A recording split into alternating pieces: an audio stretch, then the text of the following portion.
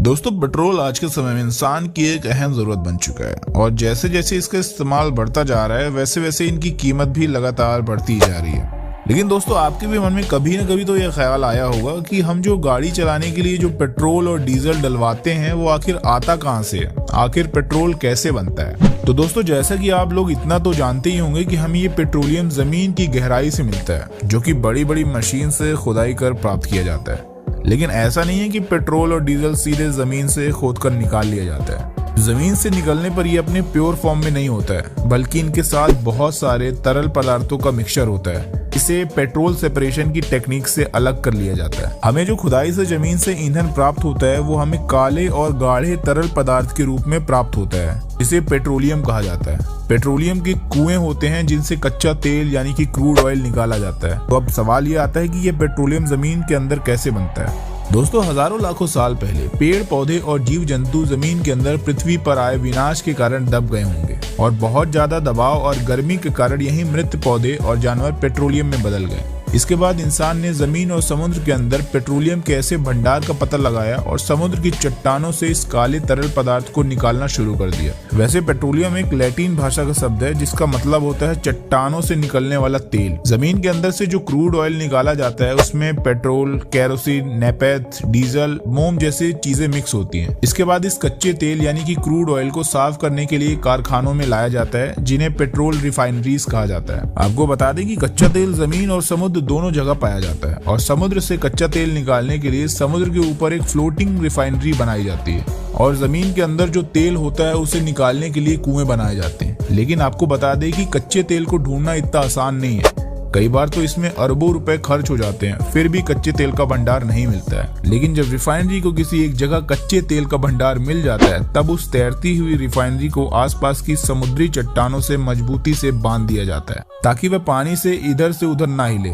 इसके बाद समुद्र के अंदर खुदाई की जाती है। ये बिल्कुल ऐसा ही तरीका है जैसे आप अपने घरों में बोरिंग करवाते हैं, लेकिन नॉर्मल बोरिंग की खुदाई की अपेक्षा कच्चे तेल की खुदाई की गहराई कई हजार फीट तक होती है। इसकी खुदाई तब तक की जाती है जब तक कच्चा तेल नहीं मिल जाता है। जैसे ही कच्चे तेल का भंडार मिल जाता है, उसके बाद पाइप और पंप की मदद से उसे उस तैरती हुई रिफाइनरी तक पहुंचा दिया जाता है। जमीन पर भी जब कच्चा तेल का भंडार मिल जाता है तो उसे रिफाइनरी में ले जाया जाता है। इसके बाद इस कच्चे तेल को बड़े बड़े बेलनकार बर्तनों में डाला जाता है, जहां पर कच्चे तेल को गर्म किया जाता है। उसके बाद डिस्टिलेशन क्रूड ऑयल प्रोसेस शुरू होता है और इसी प्रोसेस की मदद से पेट्रोल, डीजल, मोम, केरोसिन जैसी चीजें बाहर निकल कर आती हैं। आपको बता दें कि हर तरल पदार्थ का एक बॉइलिंग पॉइंट होता है। जैसे पानी का बॉइलिंग पॉइंट 100 डिग्री सेल्सियस होता है, ठीक इसी तरह कच्चे तेल का बॉइलिंग पॉइंट निर्धारित होता है। क्योंकि कच्चे तेल में पेट्रोल, केरोसिन, डीजल और बहुत सारे ईंधन एक साथ मिक्स होते हैं, इसलिए कच्चे तेल को अलग अलग तापमान पर उबाला जाता है और जैसे जैसे कच्चा तेल उबलता है वो वेपोराइज यानी कि भाप बनने लगता है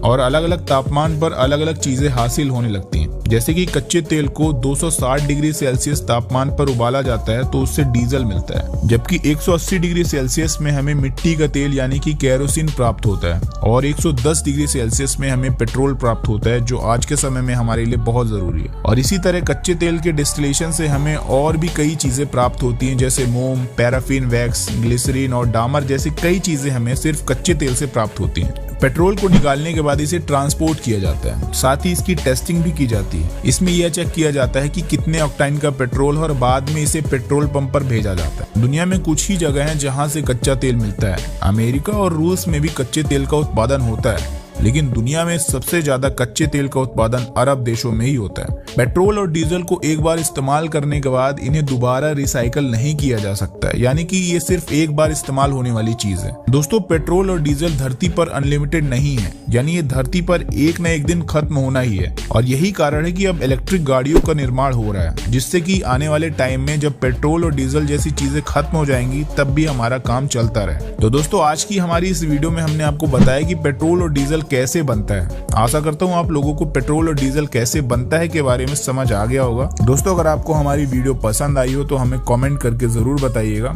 और इसे अपने दोस्तों के साथ जरूर शेयर करें। बहुत बहुत धन्यवाद।